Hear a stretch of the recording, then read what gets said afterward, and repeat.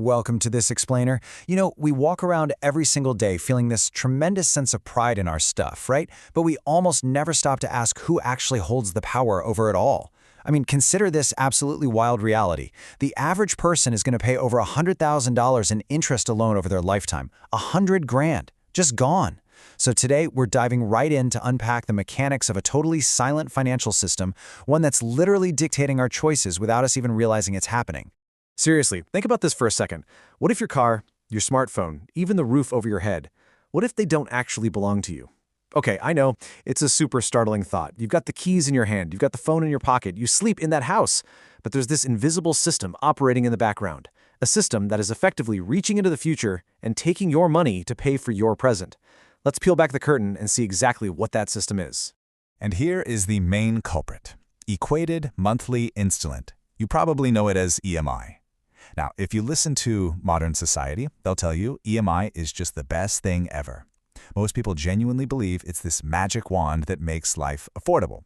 It gets you that flashy car today, the absolute newest phone today, but as our source material reveals, EMI is actually, without a doubt, one of the biggest financial traps ever created.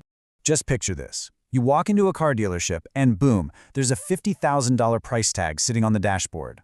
Your brain immediately fires off alarm bells like, whoa, nope, that's way too expensive.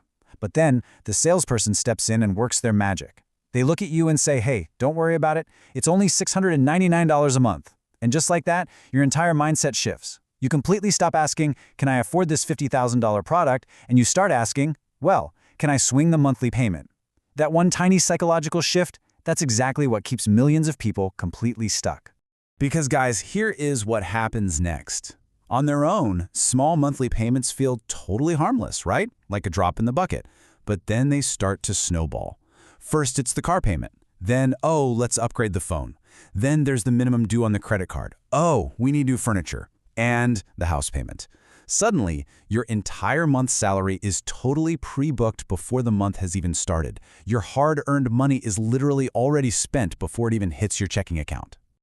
Moving right along to Section 1, Why Banks Love EMI, also known as the profit machine. Okay, truth time.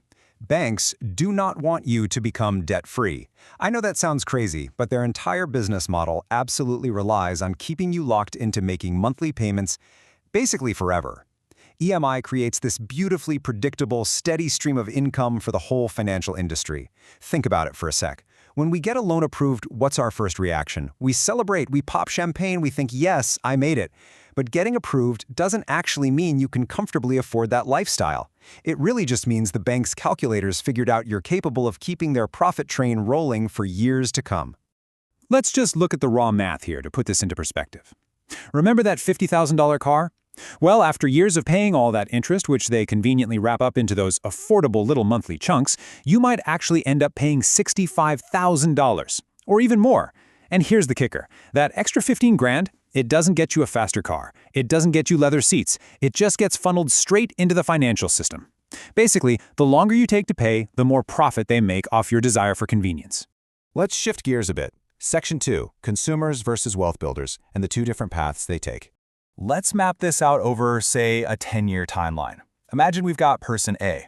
Now, person A uses EMI year after year to grab the absolute latest gadgets, the flashy cars, the whole shebang. Then, right next to them, we have person B. Person B takes that exact same chunk of monthly cash, but they invest it into assets. Fast forward 10 years. What do we see? Well, person A is sitting there surrounded by aging, out-of-date products that have basically lost all their value. But person B, they own investments that are actually working for them and generating even more money. It's a night and day difference. So the absolutely crucial takeaway here is understanding this one fundamental rule. Poor and middle-class folks really often use debt to buy liabilities. And a liability is just something that drains cash right out of your pocket every single month. But wealthy people, they use debt to buy assets, things that actually fill your pocket up. The problem with EMI is that it usually just turns people into lifetime consumers. You end up having to work harder and harder and harder just to maintain those liability payments. Which brings us to Section 3, the psychological price of EMI, or the invisible pressure. Because beyond the pure math, there's a heavy emotional toll. When your monthly expenses are just totally bloated with EMIs, you completely lose your flexibility in life. You become terrified to take risks. Honestly, you end up staying in jobs you might absolutely hate just because you desperately need that steady paycheck to clear the monthly dues. You put off starting that dream business. You can't even take a breather financially. And why? Because missing just one single payment could totally derail your entire financial life. It just creates this state of constant, suffocating, invisible pressure. Just think about this for a second. Modern society actively teaches people to look wealthy instead of actually becoming wealthy. And honestly, EMI is the perfect tool to build that exact illusion. So many people look incredibly rich on the outside, right? They've got the shiny new car, the brand new iPhone, the luxury apartment downtown. But on the inside, behind closed doors, they are intensely, deeply stressed out every single month. They are essentially trading their actual long-term wealth just to keep up this temporary appearance of wealth today. Now let's look at the flip side in Section 4, how the wealthy use debt through strategic borrowing. See, here's the secret. Wealthy people are not inherently terrified of debt. Not at all. But they use it strategically. They aren't borrowing money to buy a giant flat-screen TV or a car that loses value the second you drive it off the lot. No way. They borrow money to buy things that actually produce income. We're talking businesses, real estate, investments. They take borrowed money, acquire an asset, and then let that asset generate enough cash flow to pay back the debt itself. And the best part? They get to keep the ongoing profit for themselves. It's a totally different ballgame. It really boils down to this. Average people use debt for lifestyle upgrades, while the wealthy use debt to produce income. The core problem here, as our source material points out, isn't the debt itself. Actually, debt is just a tool. It's like a hammer. The real issue is using that tool just to impress your neighbors instead of using it to build your financial freedom. And that right there is exactly why one person breaks out of the cycle and gets free, while another person stays trapped on the hamster wheel of monthly payments forever. And that leads us to a really empowering realization. True, real wealth, it isn't about those shiny objects sitting in your driveway or the fancy designer brand you're wearing. Real wealth is owning your time, your money, and your freedom, period.